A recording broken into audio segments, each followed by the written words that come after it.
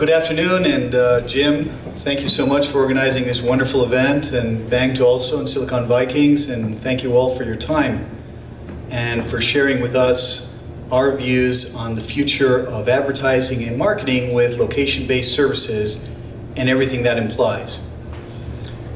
We like to think about this in the context of what we call quest marketing.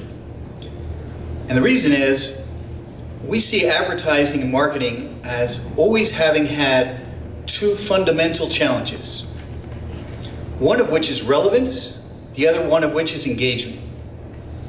Now, if we think about relevance, it's clear that in the digital world, over the past 15 years, that problem has either been solved or is well on the way to being solved in terms of messages being displayed to the appropriate persons in the right context at the right time. And in the offline world, that's part of the big promise of location-based marketing, location-based services, to do the same thing with the 90% of retail sales that still occur offline. And that has been brought about because of the ubiquity of mobile. However, mobile brings with it a big challenge, which is engagement. Because if you think about the sales process, because after all, that's what advertising marketing essentially is. All of you have probably at one point in your lives encountered a fantastic salesperson, and perhaps also a not so fantastic salesperson. Now, if you think about a fantastic salesperson, I can't think of any great salesperson that ever started by telling me, my product is great, my pricing is great, please buy my product. That's not how great salespersons work. And yet, advertising and marketing has always traditionally worked that way. A great salesperson asks you questions. They try to engage with you. And that is what, with other types of devices such as the TV and the PC, it may have been something we would be able to tolerate. But with small devices like mobile phones, that are extremely personal, extremely intimate, this kind of one-way messaging, one-way advertising, buy me, get this, do that, is extremely spamming. What was said just a few minutes ago, just because you can do something doesn't necessarily mean you should do something.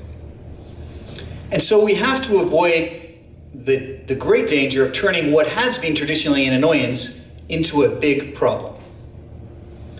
If we look at some of the data out there about what's happening in mobile, it's very interesting because, yes, there's been a huge explosion in mobile volume. If you look at Google, for example, its revenue in traditional search has gone down while its revenue in mobile is going up. But that hides a very important fact. The average cost per click for Google has gone down by a tremendous 10% rate per quarter in the last 2 quarters. So what is the solution? Well, lots of different players are looking at this problem and trying to come up with different paradigms of advertising that take advantage of the targeting strength of location-based services, but do not spam the audience, that engage the audience. So our team, relying on our past lives and not as nuclear physicists, but other roles that we've had, came up with 3 insights that really powered the solution that we've come up with. One is that human beings feel valued when they're incentivized to provide feedback.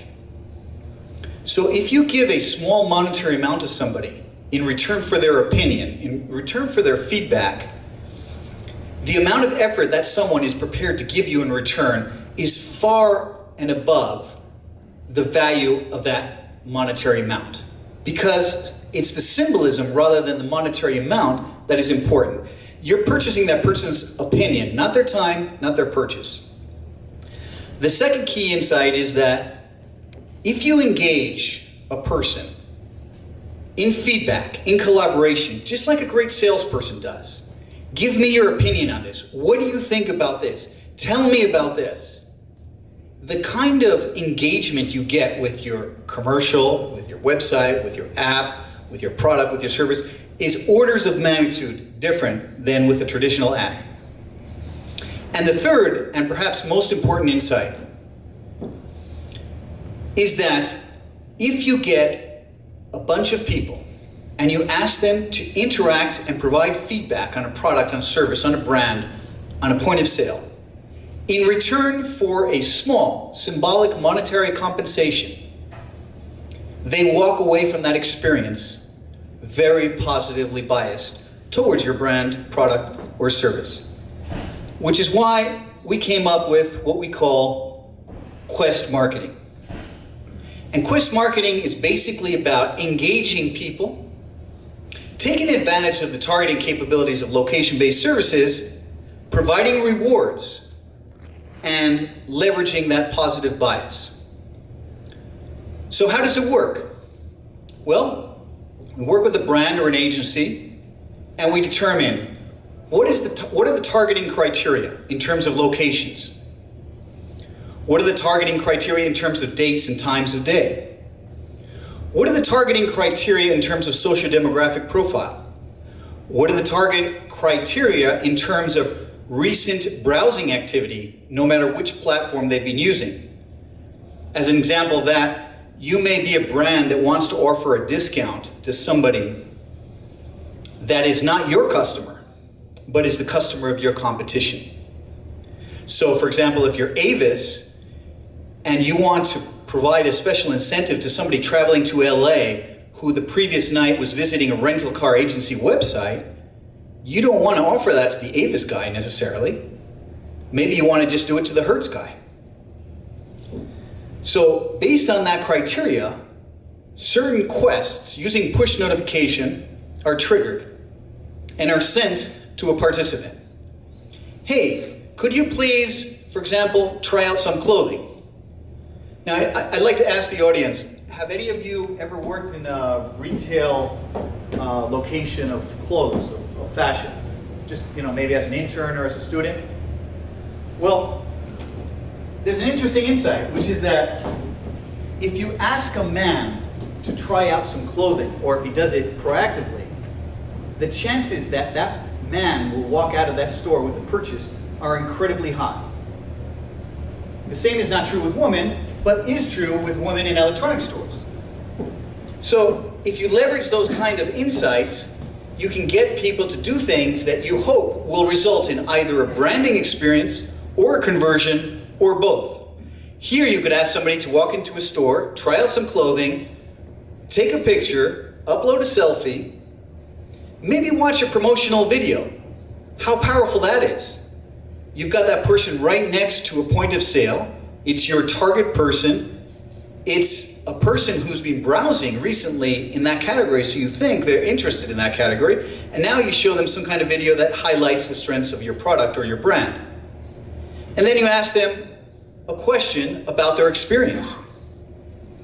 That person may or may not convert, but is going to walk away positively biased. And by the way, you can then retarget on both an offline or an online basis. Now, another example might be somebody who's been recently browsing looking for a car. Now, we can send a push notification based on location, but not only that, we can also send it, more importantly, based on location history. So let's imagine that we know this person is going back and forth. In the morning, this person is in San Francisco. During the day, they're in the Valley. And back in the evening, they're back in San Francisco. So we guess this person probably lives in San Francisco, works in the Valley. Okay, let's send them on a quest to test drive a car and give them enough time to respond. They're not going to look at our push notification while they're driving. Hopefully they're not going to. But when they arrive at their work, that's the first thing they're going to do. They're going to whip out their mobile, let's see what kind of email I've received, etc. Push notification. Check out this test drive. I was thinking recently about buying a car. So they're offering me what, $25 to test drive this car. It's not a lot of money for me because I'm some high-powered engineer working at Google making tons of money, but You know, I've been thinking about doing this, and this is a sufficient material incentive to nudge me in that direction.